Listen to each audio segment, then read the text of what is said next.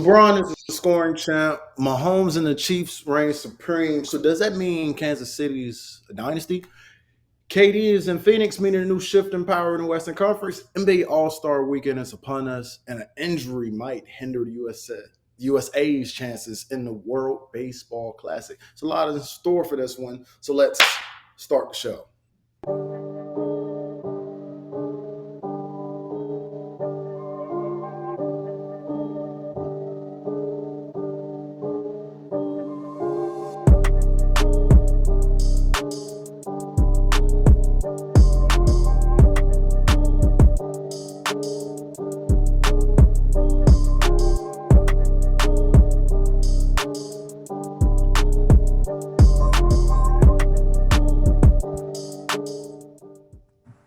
All right, and welcome to the Unbiased Podcast, where we take an unbiased look into the biased world of sports. But y'all know there's more than one side of a story, so I need my homies to help me out. I got Ty, I got Cam. What's good, fellas? Yo. What's going on, guys? Hey, nothing much. Let's get right into it. All right, there's a lot to go over. Let's start right here in Arizona, where Super Bowl 57 was one for the ages. KC beat Philly 38-35, and Patrick Mahomes was named the MVP, going 21-27, 182 yards, 3 touchdowns. Let's jump right into it. Yeah, man. So, Cam, was the Super Bowl more about the Chiefs staying consistent or the Eagles becoming complacent? I think it's about the Chiefs being consistent. They played a great game. Philly came out real strong. First possession they came out. They just dominated. They moved the ball. They did what they needed to do. Mahomes had a great first drive as well. Him and Travis Kelce and Isaiah Pacheco. They couldn't be stopped their first drive either. Great game all around, man. There were a lot of pretty big plays. Jalen Hurts had a few, like 45-yard long balls here and there. He had a lot of quarterback sneaks. A couple touchdowns.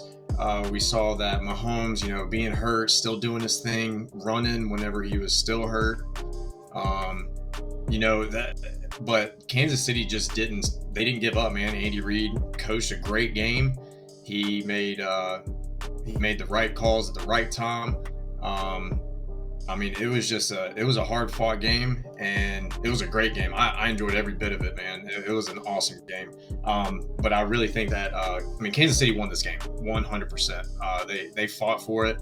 Going into halftime, it was 24-14. So coming back out, you're down 10 points already. And Patty Mahomes came out, did his thing. But yeah, they just kept fighting, man. Well, I for one didn't like the outcome because I didn't pick the team that won. But I tell you one thing, I ain't making no more predictions. I'm done. I'm done. I quit. I'm sick of it all. Every time I make a prediction, it's supposed to go my way, and it never does. It's just the way it is. But I think it was a good game, man. I think they had a whole team effort, and I think that's really what pulled it off for them. Not one man was overshadowing anybody else on the team. Everybody came and hoorah'd and was like, yeah, we just got to win. But I think it was more about the Chiefs just being different, bro. Like, they're just different, bro. You got this head coach who's just like one of the greatest head coaches ever with this thinking. Like, he just thinks different, bro. And it shows up in the game. It's like, who would have thought that they was going to run the plays that they ran? Like, these plays where his buddy just run over in the corner and he by his lonesome because ain't nobody on defense paying attention. The Eagles had a lot of opportunity to win this game, really to kill Kansas City in the beginning. Like, they really had an opportunity to take it away, and they just didn't capitalize, bro. KC did. That's just what it was. So y'all know in that play you just saw where Scott Moore scores, that was the wrong formation. So Mahomes is actually motioning Kadarius Toney so he can make the route. Tony's looking at him like, I can't do that. That's an illegal formation. He points the other way.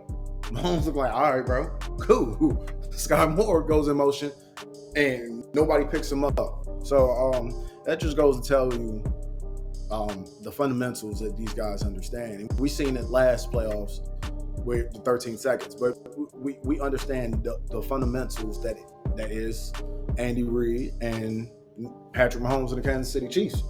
And you're right. This was definitely a team effort. This was, I would say both. A little bit of the Eagles becoming complacent because they had a 10-point lead, and we didn't see that same attacking. We didn't see that same attacking mindset from Sirianni, the coach, because you went for on fourth down in the first half, but then second half you're kicking field goals. So I think it was complacency on the coaching staff, and then the consistency coming from everything that was Kansas City, whether it was Patrick Mahomes or Nick Bolton or Travis Kelce. Even Juju Smith-Schuster had 6 catches. Yeah. Yeah, bro. I mean, and what's crazy, dude, is the penalty calls that were going on with between Juju and James Bradbury, dude. Like the missed call in the first, and then that call like near the end of the game.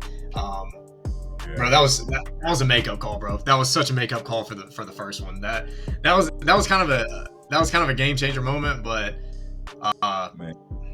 I don't know, bro. I think, not saying that the Eagles got cheated or anything, but that was definitely a makeup call for missing that first one. Like 100%, bro. I've been around sports long enough to where I can tell a makeup call, bro. That was such a makeup call. But I will say though, and Nick Bolton had and I mean, because he had that fumble recovery, ran it back for 6. He should have had 2 fumble recoveries. Mm-hmm. He should have, and that's what I was thinking too. And but anytime you looked where the ball was, bro, Nick Bolton had it. I mean, he was there, like on every play. And when I was reading earlier, bro, he literally played every single down on defense. He did not miss a single down. No, and that's what he needed to do. I voted for him for MVP, but understand Mahomes won MVP. The last person to win MVP and throw under 200 yards was Brady in 2001 when he won his first ring. And Mahomes actually became the first quarterback in 24 years since Kurt Warner did it in his MVP season to win MVP and 2-bar MVP. So where does Pat Mahomes lie right now, all-time quarterbacks? I mean, he's on the list, bro. Like, he's on the list. But like, what number is he? I don't know. Because that second one solidified him in some air. Now he can talk about it. He can't talk about Rodgers anymore. He only has 1 ring. Right, and I think like what we were talking about last week when we said like basically who's the next Brady, like who's the number 2 right now. And I brought up him, Jalen Hurts, Josh Allen and stuff. I think now that he has secured that second Super Bowl, I think that's who is basically going to be. I mean, he's up there. He's the next Brady as far as it stands now. So maybe by the time his career ends, I mean, he could be the second greatest of all time, or he might surpass Brady. I mean, he's on the way to do that right now. And with him only being 27, he's got plenty of time to do that. Facts. Yeah. But I agree. I think he get another chip. I think ain't nobody gonna debate it. You know what I'm saying? It might not be the debate. The debate might be, okay, he's number 2. You know what I'm saying? That might be the debate. Just because, Brady does got 7 chips, bro. I mean, like, it is what it is. But you're not going to take anything away from Mahomes. Like, he didn't do anything because Mahomes changed the game. Like, we got to remember that. He is changing the game every day. Like, you don't see no other quarterback doing what Mahomes is doing every day. It's just not working for everybody. He's different. His past different. Yeah, man, it's going to be tough, and if he definitely gets another one, then we can start attacking Montana, and because it's Brady and Montana, and then we can scramble for who's third and fourth. Mahomes is somewhere in there, but I think if he get that third one the same way he got this one. But let's not forget about the performance Jalen Hurts puts up. Jalen Hurts went 27 for 38, 308 yards, 70 rushing yards, with 4 total touchdowns, 3 of them being on the ground. Tying the Super Bowl record with Terrell Davis, and making a Super Bowl record for quarterbacks in rushing yards, rushing attempts, and rushing touchdowns. So where's Jalen Hurts at right now in the NFL, quarterback-wise? I mean, you mean of all time? No, quarterback right now. Oh, dude, I mean, Jalen Hurts to me, I mean, he's a top 5 quarterback. He is. I mean, he might even be top 3 quarterback. With a performance like that, and I mean, because let's be real, bro, he balled out. He had two wide receivers that, I mean, Devontae Smith had a 100-yard game. AJ Brown almost had a 100-yard game. So, I mean, just those 2 receivers, bro, you can line each of them up on either side, and Jalen Hurts is going to get it to one of them. The way he's scrambling around, like when the pockets is collapsing or they're blitzing, bro, he had so many times where he just outran guys and would just get a throw off. And I'm sitting there thinking, oh, there goes a sack. And old buddy makes a play off of it. You know what I mean? So he's super athletic, man. And he's super humble too. He seems like a really cool guy, like outside of sports and stuff, man, real humble. Again, I listen to a lot of podcasts too. And I listened to one that he was on. Bro, I mean, you got to not like the guy on top of like just his athletic ability, dude. But so for me personally, I mean, he's a top 3 quarterback to me. I'm gonna say this, and I'm gonna leave it alone. Them 2 games he missed. If he ain't missing, we wouldn't be talking about Mahomes MVP. I'm gonna just be real with you. We wouldn't be talking about it. It wouldn't even be a thing. He might be Super Bowl MVP, but he wouldn't be MVP of the league. That's for sure. I'm just going to keep it real with you. The way it was going, that's the way it was going. And he just missed I currently have Mahomes, Burrow, then Hurts, and then Allen. But just a funny little snippet here. Colin Cowherd put out his top 10 quarterbacks going into next season. He got Jalen Hurts as 6. So I almost closed it, boy. Dak Prescott's not on this list, and Jared Goff is on that list. We'll break that list down some more next week. But Pat Mahomes, second MVP in 5 seasons, 5 years starting quarterback. So Pat Mahomes has completed one of the most impressive 5-year runs to start a career in any sport. So let's move on to where this guy has already submitted a GOAT legacy. Of course, we're talking about LeBron because he did something that, well, nobody thought he could do, or anybody for that matter. He passed Kareem as the NBA's top scorer last Tuesday when he scored 38 points to get a record against the Oklahoma City Thunder. The record-breaking night was overshadowed the results of the game, which was a Lakers loss. So, Ty, talk to me. How would you express your emotions if you were LeBron's teammate? You ultimately lost the game, but he got the record. Hey, man. I don't know. I'm a different kind of guy. Yeah, I'm a little too real for certain people, but I gotta congratulate him. You know what I'm saying? And I gotta make him feel good about the situation. Like I gotta make you feel like, yo, you did do what you just did, bro. Like what you did it. I ain't gonna hold you. Like I can't tell you that you didn't. Can't nobody else say that you didn't. Can't nobody take it away from you. We all watched you do it, bro. But we just lost the game, bro. So congratulations. I'm going to bed. I'm about to cuss it out in a minute. I ain't gonna hold you, fam. But yeah, I do want. I mean, I'm gonna make sure my man feel good. You know what I'm saying? Hey, bro, congrats. You know what I'm saying? We might get some food or something. You know what I mean? Kick it for a minute, but going to bed, bro, because I gotta get up in the morning, bro. 'Cause something ain't right. Something ain't right. I gotta get to practice early. Something ain't right. Yeah, bro. I would have had the I would have had to been like, Kobe would have won the game. Nah, dude. Hey, that's it right there, bro. No.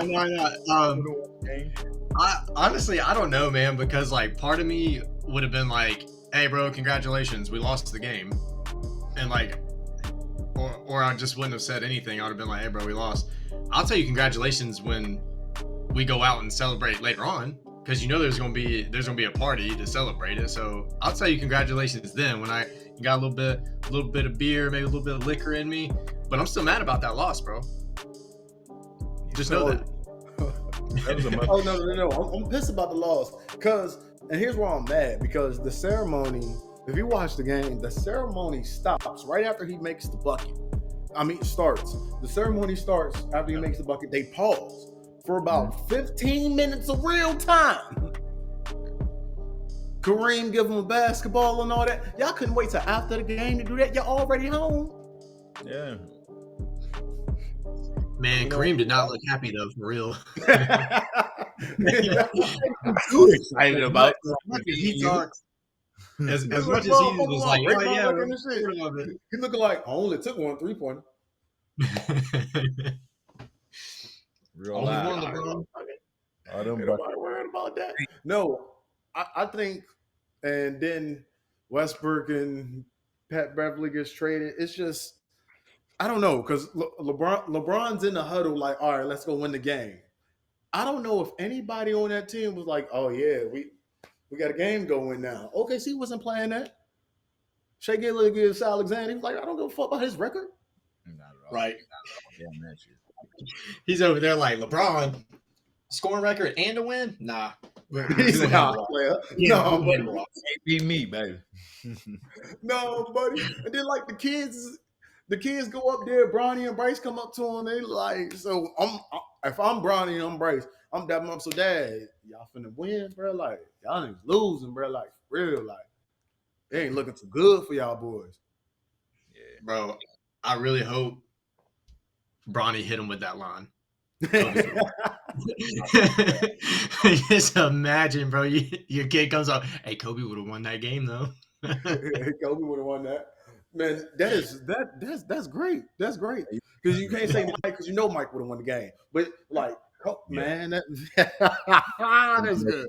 That is great. That is great. And Bronny got invited to the All-American. It's gonna be an All-American team for the Nike. Oh no, he's gonna be on the Nike Summit, Nike Hoops Summit team. Yeah.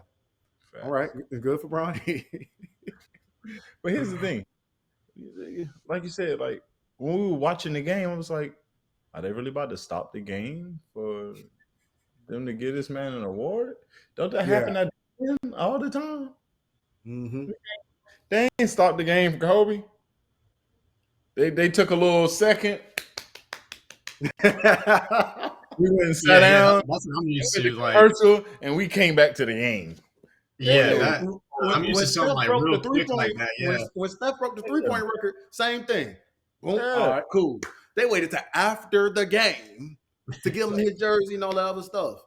Yeah, man, play, man. See, that was the problem. You know what I'm saying? He had all that emotion to go through. You know what I'm saying? He couldn't even play. Man, he said he wasn't gonna cry. Yeah, he cried. That boy was weeping. Yeah. That boy wept. Hey, LeBron crying in the car. Dang, bro. Hey. I get it though, man. Hey, for real, like, congrats to him though, because, bro, for a long time, people, I mean, I doubted it. I was like, bro, he ain't gonna break that record. He's not gonna play long enough. I mean, because they were talking about this, I don't know, they were probably talking about this 10 years ago. And I was just like, nah, he's not gonna play that long. I don't think anybody really expected LeBron to play this long, you know. But the dude just don't age. Like, literally, he's going, man. But congrats to him because that's a big accomplishment. Like real talk. But still, as a teammate, man, I mean, I want to win too, though. But the crazy Yeah, thing is, I would have wanted to win. he So still we're got, gonna he we're got gonna more. break it down. We're gonna introduce something a little different. Just gonna be me and you, and we're gonna talk about the World Baseball Classic. We're currently a couple weeks away from the World Baseball Classic, and for those of Yeah. y'all who live under a rock, it's exactly what it sounds like: baseball, World Cup style. So Nestor Cortez is dealing with a hamstring, which caused him to withdraw from Team USA. So Cam, tell me, how significant is this injury? Uh, I mean, coming off of the 2022 season, he did pretty decent, man. He had a 2.44 ERA, went 12-4, 163 strikeouts. I mean, he's a really good pitcher. Unfortunately, from what I read, he was doing sprints. Like near his house, he was doing a workout, and he just thought like he just kind of caught a cramp. Um, but then he said he went to go put his shoes on like later that night, and he felt like it was like really tight. And when he showed up to the training facility, uh, he said that the trainers were looking and it had already started bruising up and stuff. So they were like, "Nah, dude, you're gonna get pulled from this." So I mean, it's really unfortunate. Luckily, it's from what I've read, it's only a grade 2 sprain, so not much recovery time. So luckily enough, I mean, he's gonna be back on the field this season. I mean, it's not like a tear or anything. So, but for the World Baseball Classic, I think I mean they're losing a very good pitcher. I mean, it's definitely they're taking a blow. But I think I think there's a lot of pitchers on this staff that can probably get it done. I think I don't know. I haven't seen if they're going to be able to replace him or not. And if they are, who it might be. I haven't seen anything on it yet. So they replaced him with Kyle Freeland. Okay, all right. Yeah. Kyle Freeland, he's got a nice bag of tricks when it comes to his pitching wheel. And yeah. Well, that's probably a good replacement, dude, because I mean, we were just looking at that. I mean, he's got a nice cutter, he's got a nice slider. When you're throwing your four seam is, I think it was running like 92 for Cortez, and then that slider, you saw how much that slider was breaking. So that's probably a really good, kind of like they're kind of the same. Throwing junk balls, got a good fastball. I agree. Yeah. So which squad do you think should be favored? Because it's a lot of good players from these teams. So I went and looked at the brackets. I got the brackets right here in front of me. And I also went and re-looked at all the rosters, man. So I'm going to bring up 3 teams that I think could have a chance. So we got one, Venezuela. When I think of World Baseball Classic, for the longest time, dude, I've seen Team USA, Puerto Rico, Venezuela, and Dominican Republic. That's like the main 4 teams that I always see. But this year, Venezuela, they got, Jose Altuve coming off of this year, winning a World Series. He's got multiple World Series. But also on this team, you got Ronald Acuna, you got Miguel Cabrera, who's just DHing. Miggy can do anything, bro. I mean, he's that guy. You got David Peralta in the outfield, and then Eduardo Escobar as well. Solid guys. I think that they might be able to make a run. That's definitely a for sure team that I can see. The only thing is their bracket. They have a pretty solid bracket that they're having to play in. They're in Pool D, and that's also got Venezuela and Dominican Republic in that bracket. So it's going to be a tough schedule for them. I mean, they might be able to get it done. I think they got enough, bat power and I think they got enough defense to where they could make a run in that bracket or in that pool. There's also Puerto Rico in that pool. So we got Francisco Lindor is playing in that one. I mean, he's a stud, bro. He is a stud. So he's got a cannon, and not only that, let's see, he's got. Let me pull this up real quick. Sorry, bro. Yadier Molina is the manager. Yeah, and Yachty's the manager, dude. And everybody, that's probably one of him and Buster Posey, bro, have probably been some of my favorite catchers growing up and watching them. So seeing him as a manager, dude, that's so cool to see.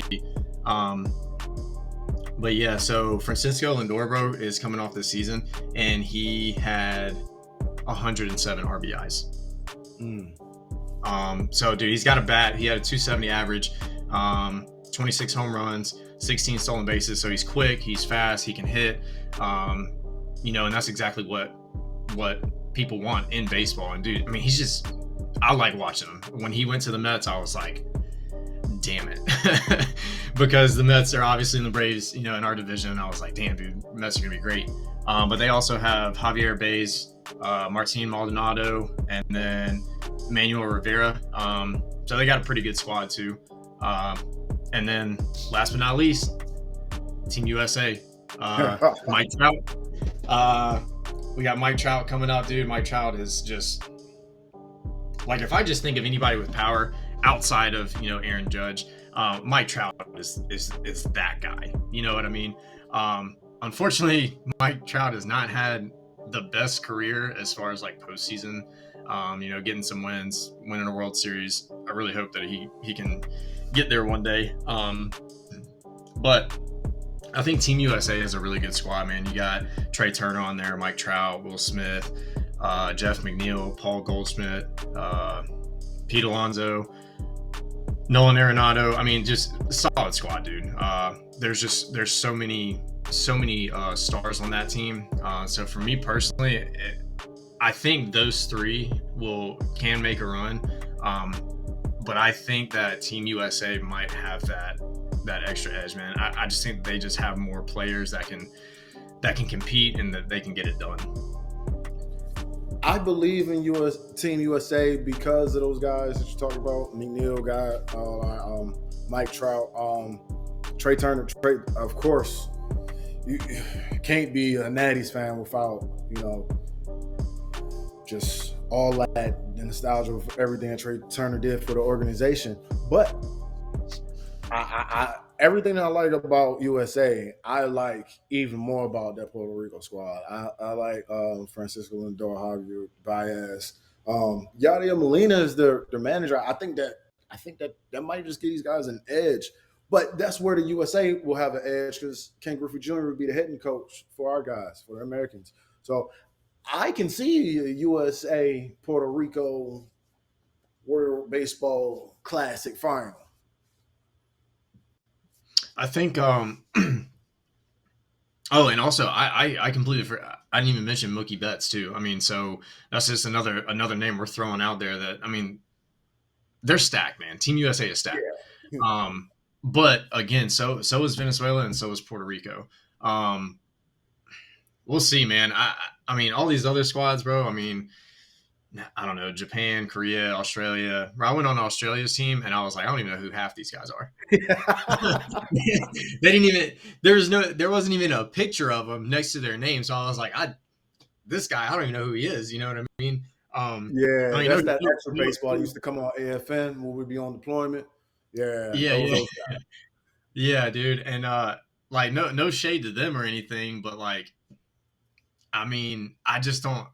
Come on, bro. Look at these other teams that you're being matched up and compared to. I don't see it happening. You know what I mean?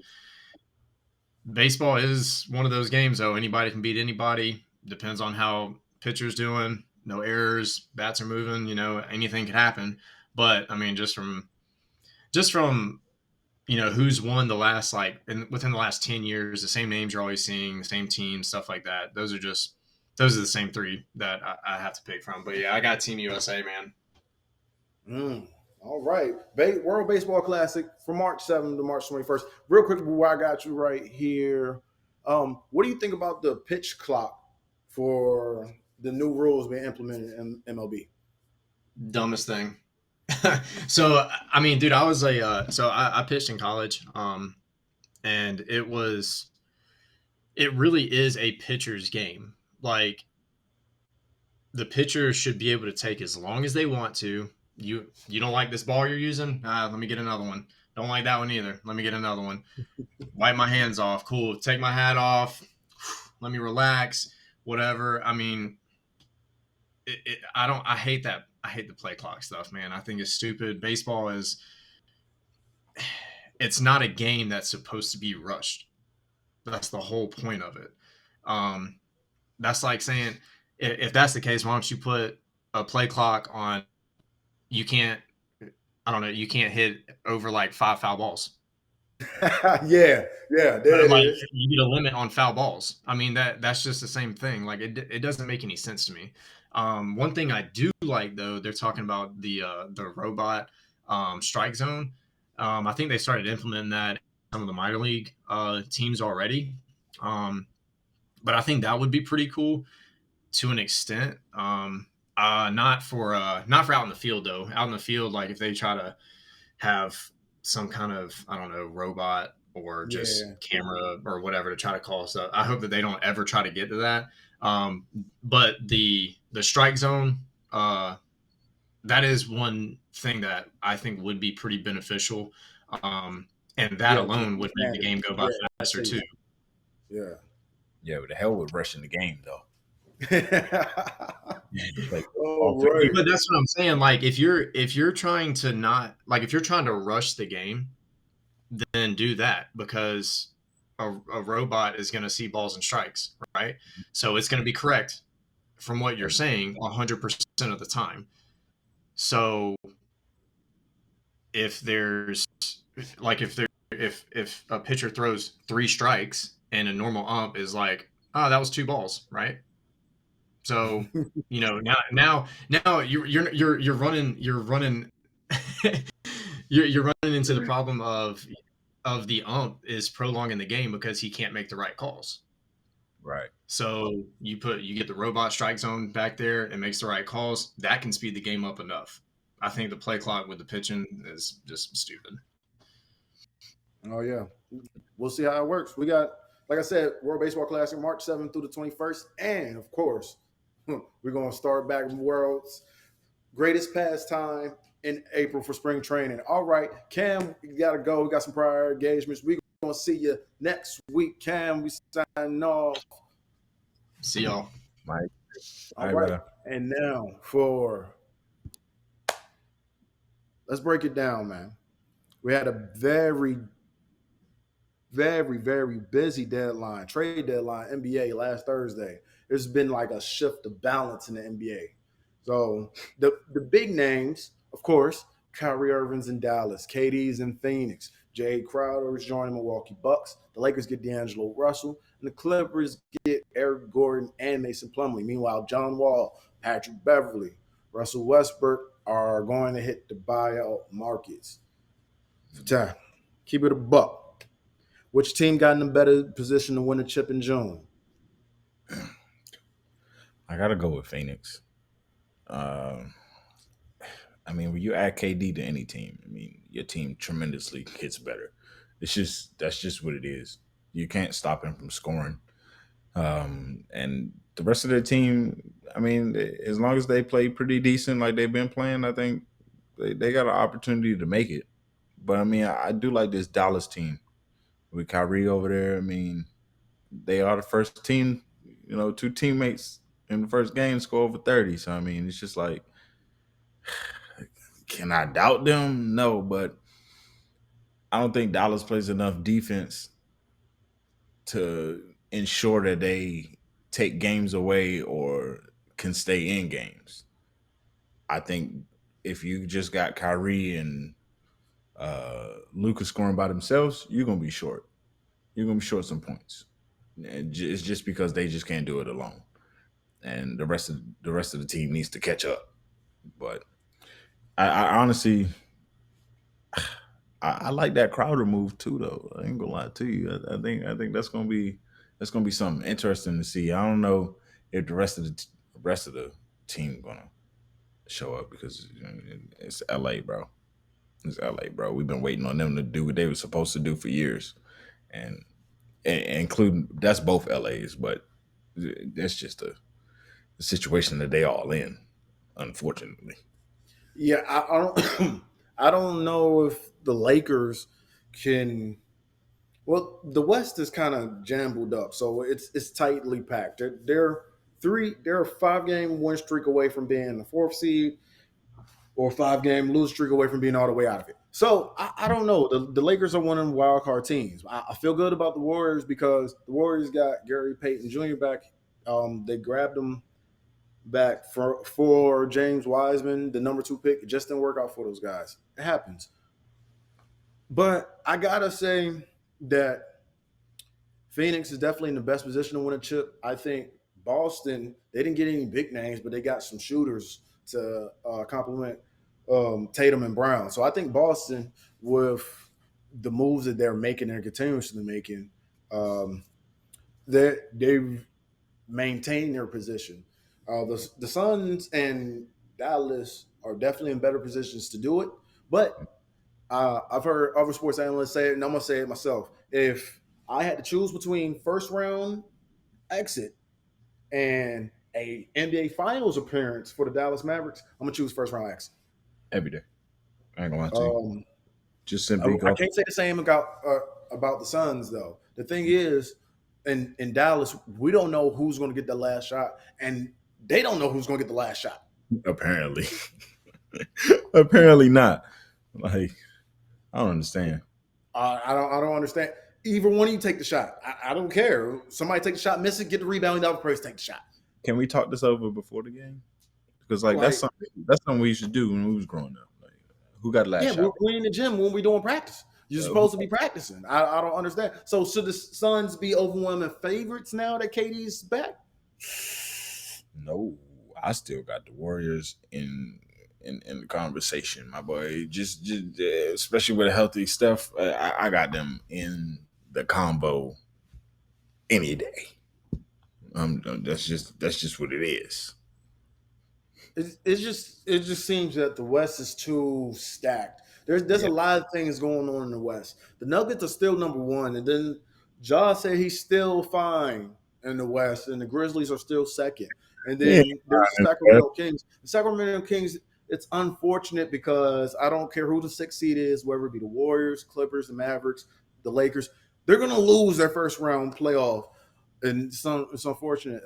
But shout out to Sacramento. They got a couple of all-stars, De'Aaron Fox and DeMontis They built. Sabonis. You know what I'm But saying? the West, if the Warriors get there and they're healthy, they can sneak and do some things like they did last year. But I don't know. KD and Devin Booker? Yeah, yeah. And don't sleep on Chris Paul. That man averaged like 11 assists a night, bro. He is a dog. He will find you. If he ain't going to score, he will find you. But if I'm Sacramento, I wanted to be a part of some of this, man. This is too much going on, and I got such a good team right now. I need somebody. I need some help over here, and we should have gone and tried to get it. Yeah, I don't know why. I would have tried to, me personally, I would have tried to go after DeMar DeRozan or Zach LaVine. Because Chicago's not D'Angelo doing Russell. anything. Let me grab one of you motherfuckers. I'd grab anybody. D'Angelo to look sweet on that team. Oh yeah, D'Angelo Russell probably would have worked. We didn't talk about the sneaky move the Timberwolves made. They picked up Mike Conley, so that they lost D'Angelo Russell, but they replaced him with Mike Conley. Very solid. He's a point guard. He understands the game. So I see Mike Conley on offense wise, an upgrade, like a step above Drew Holiday when it comes to decision making and shot making, of course. Yeah. The newer version of Drew Holiday. I don't know who the Whoville version of that nigga was. Man, he'd have moved out of Whoville, man. He did what he needed to do. So it should be. I still like Denver. I still like Denver in the West. As long as Jamal Murray's there and he can get healthy, and Michael Porter's still there. They had a KCP. They picked up Thomas Bryant to get some much needed minutes for the Joker when he's on the bench. So the Nuggets shouldn't be afraid of anybody. That's KD's Suns, Steph's Warriors, and Jaws Grizzlies included. So, you think that the Nuggets will beat any of these teams in 7? I do. I think they got majority of them, but I don't see them beating the Warriors in 7. With everybody healthy, I don't see them beating the Warriors in 7. With everybody healthy in Denver, yeah, that's a feasible. It can happen. I don't know. I don't know about that. This Nuggets team is a younger version of, well, they're a younger, more fundamental version of the Warriors. They can snipe you from 3. They can do what they do on the fast break, even with Jokic moving at the speed of the turf. Yo, I don't understand that to this day. I watch him move, and he's not moving fast at all. But he's scoring like a motherfucker. I don't understand. He efficient as hell. But hey, that's just his game, man. I ain't knocking it. The boy be balling. But I just don't know about that. I don't know that they. So you think they got the depth to keep up? That's the question. They definitely have the depth to keep up with the Suns because they had to get rid of. They had to gut their key pieces to get KD, and they're working on a buyout. They just got Terrence Ross, and I don't know what the other guards are going to do, but they might have the depth. They might have the depth to compete with the Warriors. They definitely have the depth to compete with the Suns. And the Grizzlies, besides the starting 5, I'm really not worried about them. The bench is hit or miss. I ain't worried about the Grizzlies at all. I ain't worried about the Grizzlies starting 5. John Morant, that's the only person I'm scared of. I just know when he go up, I'm going to get out of the way. Yeah, and that's all you can do. That's all you can do. You better move. I'm going to make him shoot, though. I'm going to make you shoot. And that's how you beat them. Make that boy shoot. And for our last topic of the night, so Pistol Pete Mavericks NCAA scoring records approach for University of Detroit Mercy star Antoine Davis. He's currently 155 points away from Pete Maravich's record of 3,667 points in his NCAA career. Davis would need to average 40 points per game to make this happen. So, if you're his teammates, University of Detroit, his coaching staff, you gonna make sure this man get the record, or you just gonna let the chips fall? It ain't happening, bro. Like, I'm gonna try to help you though. I want you to get it. Then, hey, I want to win the game, but if we can't win the game, I want to make sure you get it at least. Because you my dog, you know what I'm saying? I support mine, you know what I mean? I'm gonna dish you the ball, make sure you're in position. I'm gonna call plays for you. We're gonna run screens, you know what I'm saying? We're gonna move the ball. But we gotta try to win this game though. That's you damn right they gotta try to win the games. And why? Because the University of Detroit Mercy is 13-16 on the season. Yeah. So whatever they've been trying to do, it hasn't been working. Of course, there's not too many people checking for the University of Detroit Mercy, but this guy Antoine Davis seems to go there. And this record that Pistol Pete has is astonishing. Yeah. So 3,667 points over 3 years. They don't count his 771 points he had his freshman year because of some dumbass NCAA rule. This is where he didn't have a shot clock, and he went to LSU in 67 through 1970. So he didn't have a shot clock, didn't have a three-point line at the time. And he averaged 44 over his career. and 46 for a senior year. Yeah. Yeah. Leave him alone. so Leave that record alone. Davis is in his 5th year of eligibility because of the COVID stuff. And I'm not taking it away from him if he can average his 40 over the next 4 games. Which he won't. But how would you look at the record? Because this guy did it. He'd already played 40 more games than Pistol Pete done played in his college career. You know what I'm saying? Like he already like over the peak. Like he a pro at this point. He lost eligibility or something. Like something going on. Something ain't right. But nah, I ain't taking it away from him. If he get it, he get it. But I mean, it is gonna be talked about that you play 40 extra games. Probably 45 by the time he's done, and he'll have at least 4 games. If his team can move on in his conference tournament, then he'll might have an easier shot to get the record. Does he get the record? Hell no. Hell no. Lord, that boy ain't scoring no goddamn 40 points a game. I mean, he ain't averaging on 40 points a game. Not in three games. Now, before Friday night, when he dropped 30, he had 41 and 42 those nights prior. So he can do it. I don't know if it's going to be done. That's a tough ask. I can see if they only need him to average 19. But you gotta go get 40. Yeah, bro. You know what I'm saying? Like, you got to go get 40 points, bro. I'm gonna pass on the ball. I want him to get it. I'm gonna tell him to shoot the ball 50 times. Shoot the ball 50 times. We is 13 and 16. The hell with this. We ain't going nowhere. So I'm gonna pass on the ball. Get the ball to Antoine. Feed him. Get the ball to Antoine. Set up a little blockade and just let him shoot the goddamn thing. That's it. Like, come on now. Just jacking.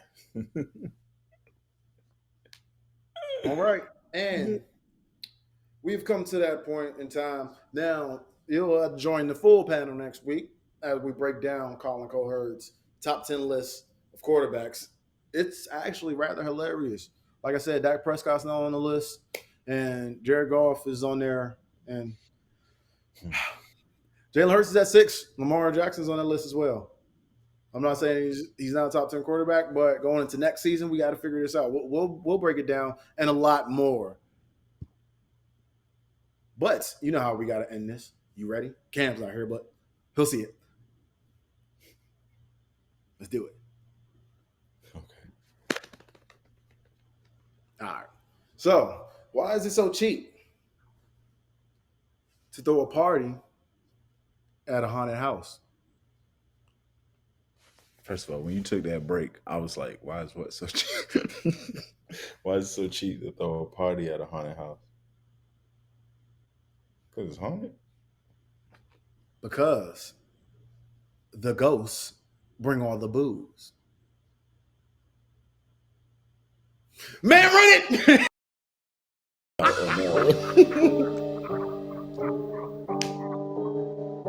Oh,